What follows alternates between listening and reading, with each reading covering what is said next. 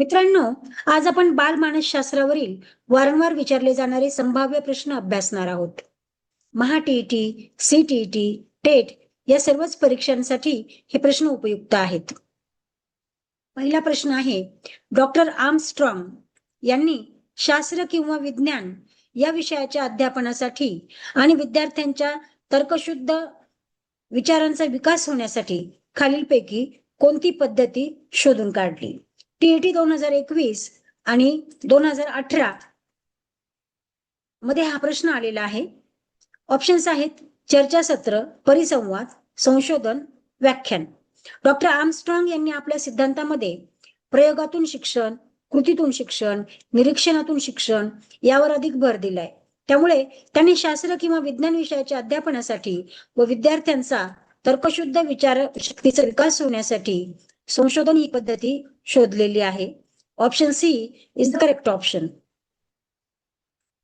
दुसरा प्रश्न आहे, नव्याने येणारे अनुभव हे जुन्या अनुभवात साधर्म्य, सानिध्य इत्यादी नियमानुसार मिसळत जाऊन त्यांच्या साखळ्या तयार होतात असे मत मांडून साहचर्यवादावर आधारलेली प्रबोध प्रक्रियेची उपपत्ती खालीलपैकी कोणत्या मानसशास्त्रज्ञांनी सादर केली? टी-ई-टी 2021 मध्ये हा प्रश्न विचारला गेलाय आणि 2026 मध्ये तो एक्सपेक्टेड आहे. नव्याने येणारे अनुभव जुन्या अनुभवात मिसळत जातात आणि त्यांच्या साखळ्या तयार होतात. ही प्रबोध प्रक्रियेची उपपत्ती जॉन हर्बर्ट यांनी मांडलेली आहे. Option B is the correct option. John हर्बर्टच्या संदर्भामध्ये आणखी एक गोष्ट तुम्हाला लक्षात ठेवायची आहे, ती म्हणजे जॉन हर्बर्ट यांनी दिलेली अध्यापनाची पंचपदी. जॉन हर्बर्ट यांनी अध्ययनाचे 5 टप्पे सांगितलेले आहेत. त्यामध्ये तयारी, सादरीकरण, संबंध किंवा तुलना, सामान्यीकरण, उपयोग ह्या 5 टप्प्यांमध्ये अध्ययनाचा सिद्धांत त्यांनी मांडला. त्यालाच अध्ययनाची पंचपदी असं म्हणतात. तर जॉन हर्बर्टच्या संदर्भामध्ये यावर देखील प्रश्न विचारला जाऊ शकतो. दुसरे जे 3 ऑप्शन्स आहेत, जॉन लॉक, थॉर्नडाईक आणि स्किनर, या संदर्भामध्ये देखील मी तुम्हाला काही अधिक माहिती देऊ इच्छिते की त्यावर दुसरे प्रश्न विचारले गेले तर तुम्हाला लिहिता येईल.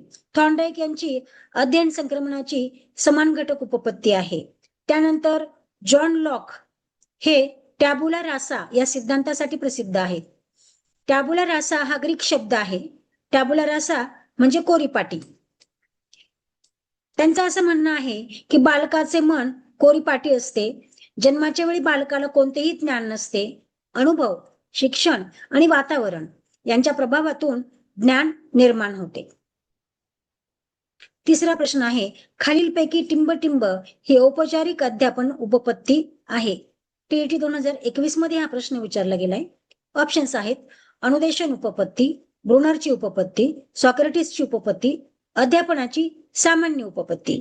औपचारिक अध्यापन उपपत्ती म्हणजे ज्या अध्यापन प्रक्रियेला एक प्रोसेस असते, उद्दिष्ट असतात, काही टप्पे असतात, त्याला औपचारिक अध्यापन उपपत्ती असं म्हणतात. यामध्ये ब्रुनरची उपपत्ती ही औपचारिक अध्यापन उपपत्ती आहे.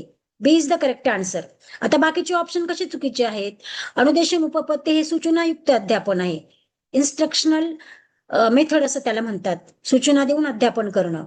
सॉक्रेटिसची उपपत्ती ही प्रश्नोत्तर पद्धती आहे. विद्यार्थ्यांना प्रश्न विचारले जातात आणि प्रश्नाद्वारे त्यांच्याशी संवाद साधला जातो. आणि अध्यापनाची सामान्य उपपत्ती ही औपचारिक अध्यापन उपपत्ती नाही. म्हणून बी इज द करेक्ट ऑप्शन. चौथा प्रश्न आहे, अध्यापन परिणामकारक होण्यासाठी अध्यापनात तत्वांचा वापर करणे आवश्यक असते. खाली दिलेल्या तत्वांमध्ये कोणते तत्व योग्य नाही? टी-ई-टी 2019 मध्ये हा प्रश्न विचारला गेलेला आहे. ऑप्शन ए, अध्यापनाचा केंद्रबिंदू अध्ययनार्थी असावा, योग्य आहे. प्रभावी अध्यापनात उद्दिष्ट अगोदर निश्चित करावी, योग्य आहे. अध्यापनात योग्य अशा शैक्षणिक साहित्याचा वापर करावा, योग्य आहे. अध्यापन करताना घटकांचा जीवनातल्या अनुभवांशी संबंध जोडणे अनावश्यक ठरते, हे अयोग्य आहे. म्हणजे हे करेक्ट ऑप्शन. कारण अध्यापन करताना घटकांचा जीवनाशी संबंध जोडणे आवश्यक असते. त्यामुळे डी हे योग्य उत्तर आहे. खालीलपैकी कोणत्या प्रतिमानाचे उद्दिष्ट हे विद्यार्थ्यांची वैशिष्ट्ये व सुप्त शक्तीचा शोध घेऊन विकास करणे, त्याद्वारे सामाजिक वातावरण व एकूण पर्यावरणाशी सर्जनशील संबंध प्रस्थापित करण्यास मदत करणे हे आहे. टीटी 2019 मध्ये हा प्रश्न विचारला गेलाय. ऑप्शन्स आहेत: व्यक्तिगत विकास प्रतिमाने, ज्ञान प्रक्रियाकरण प्रतिमाने, वर्तन परिवर्तन प्रतिमाने, सामाजिक आंतरक्रिया प्रतिमाने. बघा, प्रतिमान म्हणजे काय? तर प्रतिमान म्हणजे अध्यापन प्रभावी होण्यासाठी त्या अध्यापनाचं विशिष्ट पद्धतीने नियोजन करणे, प्लॅन तयार करणे, यालाच अध्यापनाचं प्रतिमान असं म्हणतात. थोडक्यात अध्यापनाचं प्रतिमान म्हणजे प्रभावी अध्यापनासाठी अध्यापनाचा आराखडा. वेगवेगळ्या मानसशास्त्रज्ञांनी वेगवेगळ्या उद्दिष्टांसाठी वेगवेगळी अध्यापन प्रतिमाने विकसित केलीत. ही सगळी अध्यापन प्रतिमाने ब्रूस जॉईस व मार्शाविल या 2 मानसशास्त्रज्ञांनी 4 कुलांमध्ये विभाजित केली. ही 4 कुलं म्हणजे आपल्या समोर असलेले हे 4 ऑप्शन्स. व्यक्तिविकास प्रतिमानाचं उद्दिष्टच आहे की व्यक्तीचा विकास घडवून आणणे. ज्ञान प्रक्रियाकरण प्रतिमान ह्या कुलाचं उद्दिष्ट असं आहे की ज्ञानावर प्रक्रिया करून त्याचे माहितीत रूपांतर करणे. वर्तन परिवर्तन प्रतिमान हा जो वर्ग आहे, हे जे कुल आहे, ह्याचं उद्दिष्ट आहे की वर्तनामध्ये परिवर्तन करण्यासाठी प्रतिमान तयार करणे. आणि सामाजिक आंतरक्रिया प्रतिमाने ह्या कुलाचं उद्दिष्ट आहे की सामाजिक आंतरक्रिया विद्यार्थ्यांमध्ये विकसित करणे. अशा प्रकारे सर्व प्रतिमानांचं ह्या 4 प्रकारच्या कुलांमध्ये विभाजन केलेलं आहे. आपल्या प्रश्नामध्ये प्रतिमानाचं उद्दिष्ट काय दिलेलं आहे की विद्यार्थ्यांची वैशिष्ट्ये व सुप्त शक्तीचा शोध घेऊन विकास करणे. म्हणजेच हे उद्दिष्ट व्यक्तिगत विकास प्रतिमानाशी संबंधित आहे किंवा व्यक्तिगत विकास प्रतिमानाचं हे उद्दिष्ट आहे. त्यामुळं ए इज द करेक्ट ऑप्शन. पुढचा प्रश्न आहे, व्यक्तीच्या अवबोधात्मक, प्रेरणात्मक व भावात्मक रचनेमध्ये विशिष्ट स्थितीला अथवा वातावरणाला अनुसरून जे वाचिक, कारक, भावात्मक पातळीवर बदल होतात त्यांना अध्ययन म्हणतात. अशी अध्यापनाची व्याख्या खालीलपैकी कोणत्या मानसशास्त्रज्ञांनी केली? टीटी 2019 मध्ये हा प्रश्न आलाय. बघा, व्यक्तीच्या अवबोधात्मक, प्रेरणात्मक, भावात्मक रचनेमध्ये विशिष्ट स्थितीला अथवा वातावरणाला अनुसरून जे वाचिक म्हणजे वाचता येणारे, कारक म्हणजे कृतीतून दिसणारे आणि भावात्मक म्हणजे भावनात्मक पातळीवर होणारे बदल, ही जी व्याख्या आहे ही फ्रान्सेन यांनी केलेली व्याख्या आहे. त्यामुळे ए इज द करेक्ट ऑप्शन. तुमच्या माहितीसाठी बाकीचे जे काही 3 ऑप्शन्स आहेत, नॉर्मलमन, वुडवर्थ आणि मर्फी यांनी अध्यापनाच्या ज्या व्याख्या केल्या आहेत त्या मी या ठिकाणी तुमच्या समोर दिलेल्या आहेत. त्यामुळं बाकीच्या 3 ऑप्शन्सवर जर प्रश्न विचारला गेला तर तो तुम्हाला सोडवता येईल. नॉर्मलमन यांच्या मते अध्ययन म्हणजे सराव किंवा मानवी वर्तनात होणारा बदल. वुडवर्थ असे म्हणतात, नवीन ज्ञान, नवीन प्रतिक्रिया प्राप्त करण्याची प्रक्रिया म्हणजे अध्ययन. आणि मर्फी यांच्या मते अध्ययन म्हणजे पर्यावरणाच्या गरजा पूर्ण करण्यासाठी मानवी वर्तनात होणारा प्रत्येक बदल. अशा प्रकारे वेगवेगळ्या मानसशास्त्रज्ञांनी अध्ययनाच्या वेगवेगळ्या व्याख्या केलेल्या आहेत. पुढचा प्रश्न, खाली दिलेल्या विधानांमध्ये कोणते विधान अध्ययनाचे वैशिष्ट्य दाखवते? टीईटी 2019 मध्ये हा प्रश्न विचारला गेलाय. ऑप्शन्स आहेत: सर्व प्राण्यांचे अध्ययन सारखे असते. हे वैशिष्ट्य नाहीये, कारण सर्व प्राण्यांचे अध्ययन सारखे नसते. दीर्घकाळ सराव केला नाही तरी त्याचे स्मरण राहते. हे देखील वैशिष्ट्य नाही, कारण दीर्घकाळ सराव केला नाही तर स्मरण राहत नाही. अध्ययनामुळे आकलन होते, हे वैशिष्ट्य आहे. हे अध्यापनाचं वैशिष्ट्य आहे. अध्ययन ही जलद घडणारी प्रक्रिया आहे. अध्ययन ही जलद घडणारी प्रक्रिया नाही, त्यामुळे हे देखील वैशिष्ट्य नाही. त्यामुळे C is the correct option. पुढचा प्रश्न, खाली दिलेल्या अध्ययनाविषयीच्या विधानांमध्ये कोणते विधान अयोग्य आहे? टीईटी 2019 मध्ये हा प्रश्न विचारला गेलाय. ऑप्शन्स आहेत: अध्ययनाने वर्तनात टिकाऊ स्वरूपाचे बदल होणे अपेक्षित आहे. योग्य आहे. नैसर्गिकरित्या होणाऱ्या बदलांना देखील अध्ययन म्हणता येते. हे अयोग्य आहे. नैसर्गिकरित्या होणारे बदल म्हणजे अध्ययन नव्हे. अध्ययन हे जाणीवपूर्वक घडवून आणावे लागते, हे योग्य आहे.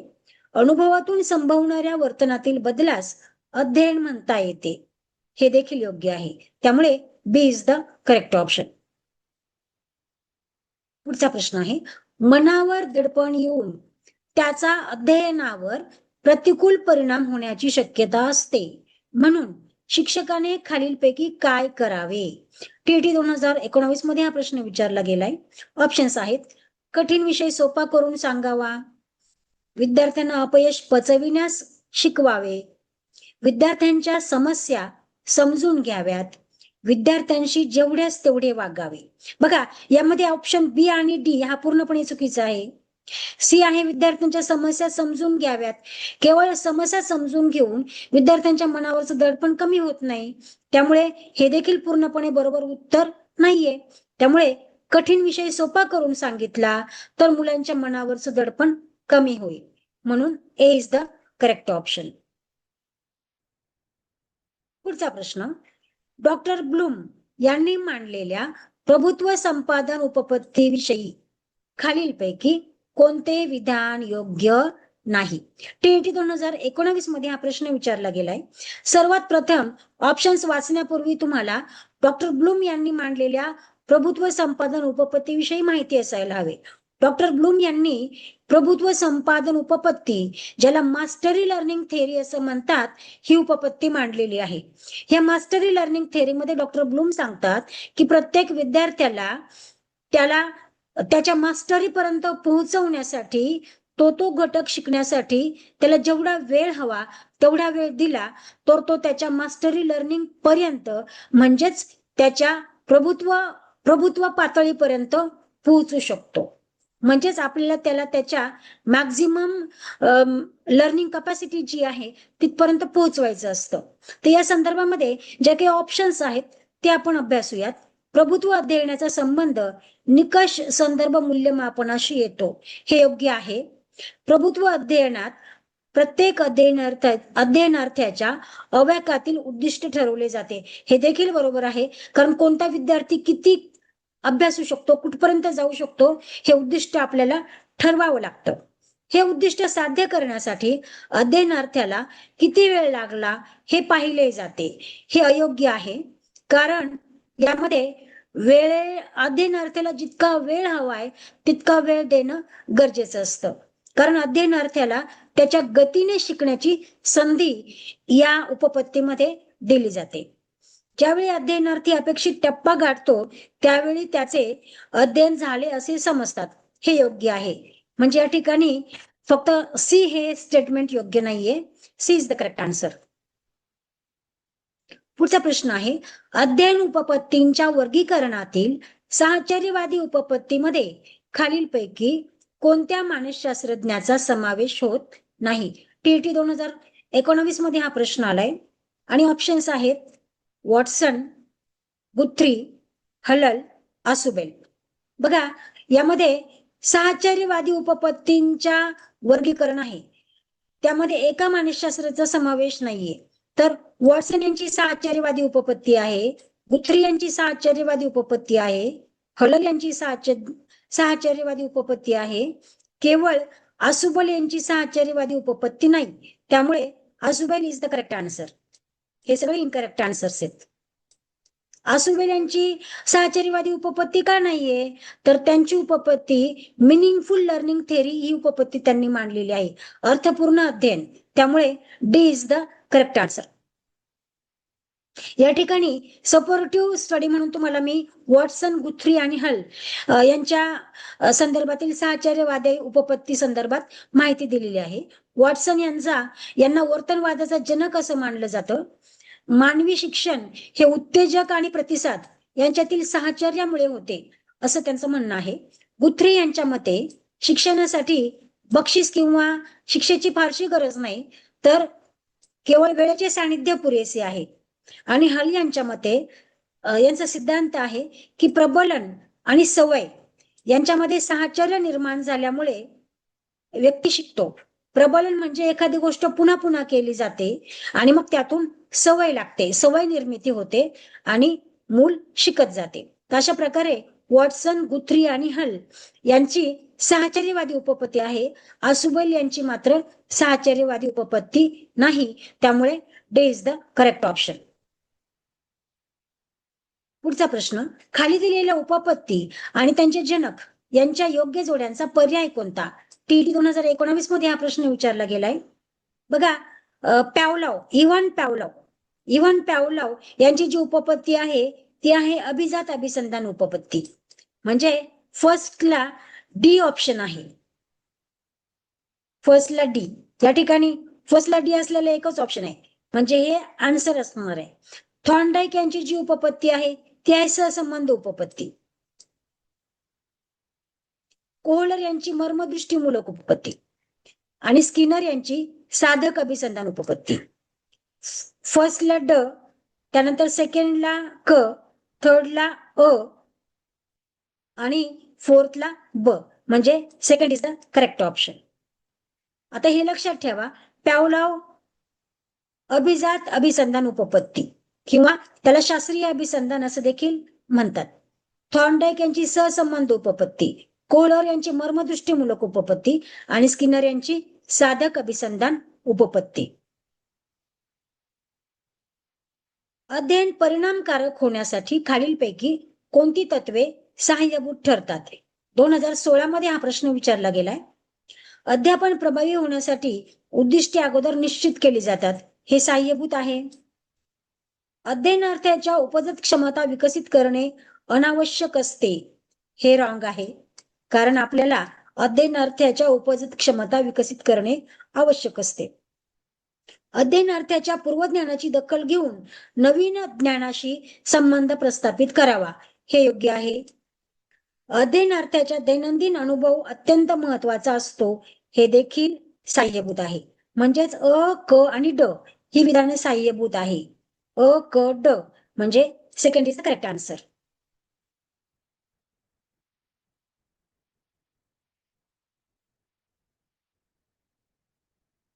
पुढील प्रश्न, खालीलपैकी कोणते विधान अध्ययन प्रक्रियेचे ठळक वैशिष्ट्य नाही? 2016 मध्ये हा प्रश्न विचारला गेलाय. अध्ययन हे सहेतुक असते, हे वैशिष्ट्य आहे, कारण आपण विशिष्ट हेतूने अध्ययन करतो. अध्ययनामुळे नवीन गोष्टींची धारणा होते, हेही बरोबर आहे. सर्व प्राण्यांचे अध्ययन सारखे असते, हे अयोग्य आहे, हे अध्ययनाचे वैशिष्ट्य नाही. दीर्घकाळ सराव केला नाही तर अध्ययनाचे स्मरण राहत नाही, म्हणजेच दीर्घकाळ सराव केला तर अध्ययनाचे स्मरण राहते, हे देखील वैशिष्ट्य आहे. So 3 is the correct answer.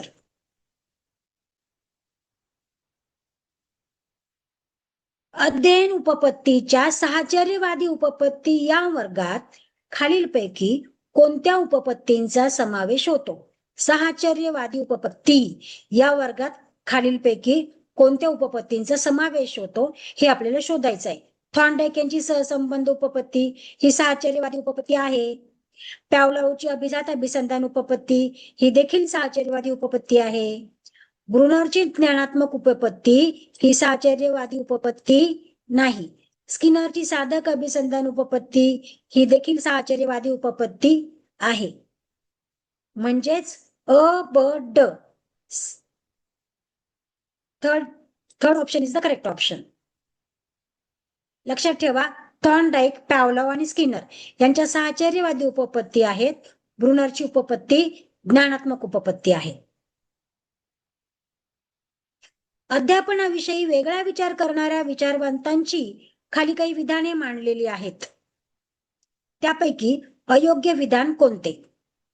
शिक्षक आणि अध्ययनार्थी यांच्यातील आंतरक्रिया महत्वाची होय, योग्य आहे. वर्ग अध्यापन चालू असताना शिक्षकांचा परिणाम अध्ययनार्थावर होतो, योग्य आहे. अध्ययनार्थाचा परिणाम शिक्षकावर होत नाही, योग्य आहे. अयोग्य आहे, कारण अध्ययनार्थाचा परिणाम देखील शिक्षकावर होतो आणि वर्ग अध्यापनामध्ये वातावरण निर्मिती महत्वाची असते, योग्य आहे. So 3 is the correct option. थॉर्नडाईकच्या संयोजनवादी उपपत्तीमध्ये भुकेल्या मांजरावर प्रयोग केल्यावर अध्ययन प्रक्रियेची पुढील पैकी कोणती वैशिष्ट्ये दिसून येतात? 2017 मध्ये हा प्रश्न विचारला गेलाय. ऑप्शन्स आहेत सज्जता, प्रेरणा, तयारी, दृढीकरण. तयारी, सज्जता, प्रेरणा, पुनरावृत्ती. प्रेरणा, शोधात्मक हालचाली, योगायोगाने यश, यशामुळे दृढीकरण. सज्जता, पुनरावृत्ती, योगायोगाने यश, यशामुळे दृढीकरण. थॉर्नडाईकच्या उपपत्तीमध्ये थॉर्नडाईकने भुकेल्या मांजरावर प्रयोग केला. त्या मांजराला पझल बॉक्स मध्ये ठेवलं आणि मग मांजराने अगोदर पझल बॉक्स समोर मांजरासाठी एक मासा ठेवला. मासा ही त्या मांजरासमोरची प्रेरणा होती. मासा मिळवण्यासाठी मांजर अगोदर शोधनात्मक हालचाली करायला लागलं. शोधनात्मक हालचाली करता करता अचानक मांजराचा पंजा एका लिव्हरवर आदळला आणि ते लिव्हरमुळे दरवाजा ओपन झाला आणि मांजराला मासा अन्न म्हणून मिळाला. यामध्ये असं पुन्हा पुन्हा केल्यानंतर मांजराला असं कळलं की कोणत्या प्रकारची हालचाल केल्यानंतर लिव्हर दाबला जातं आणि दरवाजा उघडतो आणि आपल्याला अन्न मिळतं. म्हणजेच या ठिकाणी ज्या काही स्टेप्स आहेत त्यामध्ये पहिली स्टेप आहे प्रेरणा, दुसरी स्टेप आहे शोधनात्मक हालचाली, तिसरी स्टेप आहे योगायोगाने यश. शोधनात्मक हालचाली केल्यानंतर मांजराला प्रथम योगायोगाने यश मिळतं आणि मग यशामुळे दृढीकरण होतं की काय केल्यानंतर दरवाजा उघडतो. म्हणजे या ठिकाणी third option is the correct option. त्यामुळे या स्टेप्स आहेत थॉर्नडाईकच्या संयोजन उपपत्तीच्या. प्रेरणा, शोधनात्मक हालचाली, योगायोगाने यश आणि यशामुळे होणारं दृढीकरण आणि त्यातून मिळणारं शिक्षण. म्हणजे third option is the correct option. पुढचा प्रश्न आहे अध्ययन उपपत्तींच्या आधुनिक उपपत्ती या वर्गात खालीलपैकी कोणत्या उपपत्तींचा समावेश होतो? आधुनिक उपपत्ती. ऑप्शन 2017 मध्ये हा प्रश्न विचारलाय. ऑप्शन्स आहेत स्किनरची साधक अभिसंधान उपपत्ती, ही आधुनिक उपपत्ती नाही. ब्लूम यांची प्रभुत्व अध्ययन उपपत्ती, ही आधुनिक उपपत्ती आहे. थॉर्नडाईक यांची सहसंबंध उपपत्ती, ही आधुनिक उपपत्ती नाही. बांदुरा यांची सामाजिक अध्ययन उपपत्ती. म्हणजे ब आणि ड ह्या दोन आधुनिक उपपत्ती आहेत. म्हणजे आपलं ऑप्शन आहे दुसरं, second is the correct option. पुन्हा एकदा आधुनिक अध्ययन उपपत्ती यावर ज्या वेळेला प्रश्न विचारला जाईल तर 3 उपपत्ती या आधुनिक अध्ययन उपपत्ती आहे. त्यातल्या 2 या ऑप्शन्स मध्ये आपल्याला मिळालेल्या आहेत, प्रभुत्व अध्ययन उपपत्ती आणि सामाजिक अध्ययन उपपत्ती या 2. आणि तिसरी जी आहे ती माहिती प्रक्रियाकरण उपपत्ती, ही देखील आधुनिक उपपत्ती आहे. तर या 3 आधुनिक उपपत्ती लक्षात ठेवायच्या. ब्लूम यांची प्रभुत्व अध्ययन उपपत्ती, त्यानंतर बांदुरा यांची सामाजिक अध्ययन उपपत्ती आणि माहिती प्रक्रियाकरण उपपत्ती, ही देखील आधुनिक उपपत्ती आहे. पुढचा प्रश्न आहे खालीलपैकी कोणती विधाने अध्ययन प्रक्रियेचे स्वरूप स्पष्ट करतात? 2017 मध्ये हा प्रश्न विचारला गेलाय. अध्ययन गतिमान करण्याचे सामर्थ्य अध्यापन प्रक्रियेत आहे, हे स्पष्ट करतात. अध्यापन हे हेतुपूर्वक आयोजित केले असल्यामुळे ते मुद्दाम केलेले कृत्रिम असते, हे देखील स्पष्ट करते. कारण अध्यापन हे हेतुपूर्वक आयोजित केलेले असते. अध्यापन ही शिक्षक, अध्ययनार्थी आणि विषय यांच्यात घडून येणारी प्रक्रिया आहे, बरोबर. कारण शिक्षक, अध्ययनार्थी आणि विषय यांच्यामध्ये आंतरक्रिया घडत असते. विविध अध्यापन कौशल्यांचा, तंत्रांचा, युक्त्या प्रयुक्त्यांचा वापर अध्यापनात होतो, हे देखील स्पष्ट करते. म्हणजेच अ, ब, क, ड हे सर्वच विधानं अध्यापन प्रक्रियेचे स्वरूप स्पष्ट करतात. म्हणजेच आपलं योग्य उत्तर कोणतं आहे? अ, ब, क, ड सर्व. ऑप्शन 4.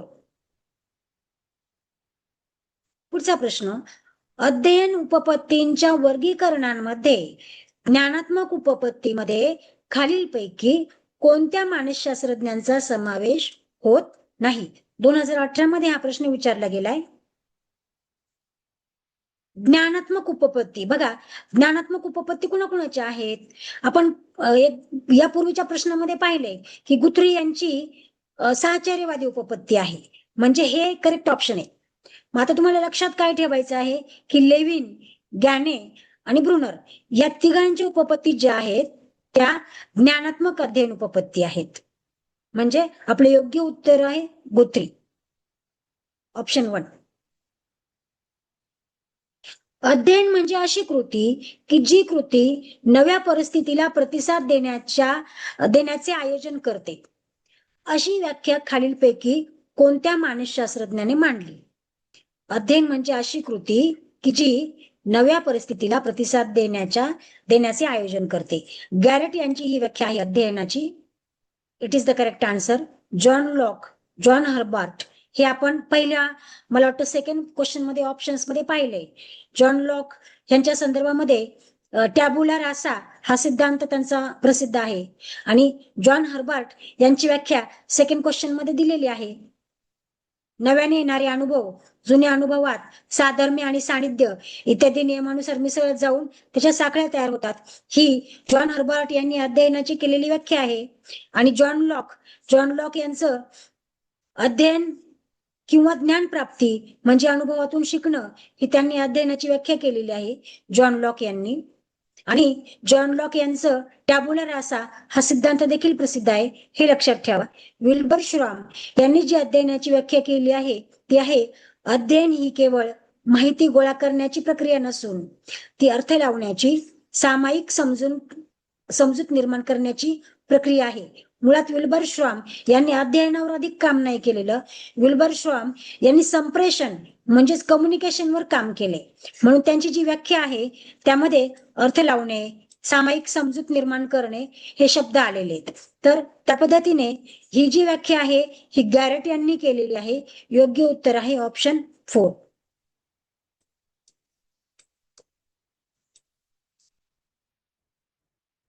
पुढचा प्रश्न आहे, जेव्हा अध्ययन करता नवीन परिस्थितीमध्ये प्रतिसाद देताना पूर्वानुभवाचा उपयोग करतो, तसेच नवीन परिस्थितीशी साधर्म्य असणाऱ्या जुन्या परिस्थितीत दिलेला प्रतिसाद नवीन परिस्थितीत देतो, तेव्हा थॉर्नडाईकच्या कोणत्या उपनियमाचा वापर केला जातो? टीईटी 2018 मध्ये हा प्रश्न विचारला गेलेला आहे. थॉर्नडाईकने अध्ययनाचे 3 महत्वाचे नियम सांगितलेले आहेत. तयारीचा नियम, अभ्यासाचा म्हणजे सरावाचा नियम आणि सज्जतेचा नियम. तयारीचा किंवा सज्जतेचा नियम, अभ्यासाचा नियम आणि परिणामाचा नियम. आणि याबरोबर त्यांनी काही उपनियम सांगितलेले आहेत. या उपनियमांमध्ये प्रतिक्रियांच्या वैविध्याचा नियम, प्रतिक्रियांच्या समानतेचा नियम, मांडणी किंवा रचनेचा नियम, घटकांची पूर्वशक्ती असे काही उपनियम सांगितलेले आहेत. आता या प्रश्नामध्ये अध्ययन करता नवीन परिस्थितीमध्ये जो प्रतिसाद त्याला द्यायचा आहे तो प्रतिसाद जुन्या परिस्थितीमध्ये जो प्रतिसाद देतो तोच प्रतिसाद तो पुन्हा देतो. कारण का तो दोन परिस्थितीमध्ये साम्य आहे आणि त्यामुळे त्याने दिलेल्या प्रतिक्रियांमध्ये सुद्धा साम्य आहे. त्यामुळे या ठिकाणी प्रतिक्रियांच्या समानतेचा नियम हे ऑप्शन योग्य आहे. Second is the correct option. अशा प्रकारे आपण अध्ययन पद्धती, अध्ययन प्रक्रिया, अध्ययन प्रतिमाने या 3 घटकांवरचे वारंवार रिपीट होणारे आणि जे प्रश्न 2026 मध्ये एक्सपेक्टेड आहेत असे प्रश्न अभ्यासलेले आहेत. 2013 पासून तर 2025 पर्यंतची प्रत्येक प्रश्नपत्रिका जर तुम्ही अभ्यासली तर यामध्ये अध्यापन प्रक्रिया, अध्यापन पद्धती, अध्यापन प्रतिमाने यावर 7 ते 8 प्रश्न आहेतच. त्यामुळे हे 3 घटक जे आहे हे 3 घटक जर तुम्ही पूर्णपणे वाचलेत, त्यातील महत्वाचे पॉइंट्स तुम्ही फोकस केलेत तर तुमचे हे 7 ते 8 प्रश्न पूर्णपणे तयार होतील. त्यामुळे त्या पद्धतीने अभ्यास करा. प्रश्नपत्रिकेमध्ये कोणत्या टॉपिकवर किती वेटेज आहे ते बघा आणि त्या पद्धतीने अभ्यास करा. पुढच्या व्हिडिओमध्ये आपण पुन्हा काही घटक आणि त्यातील वारंवार रिपीट होणारे जे प्रश्न आहेत ते प्रश्न अभ्यासणार आहोत.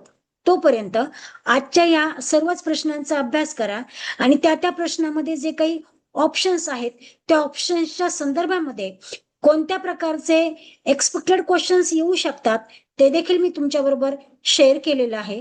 अभ्यास करा. पुढच्या व्हिडिओमध्ये आपण पुन्हा नवीन भाग आणि नवीन एक्सपेक्टेड क्वेश्चन्स पुन्हा अभ्यासूयात. तोपर्यंत सर्वांना नमस्कार. थँक्यू.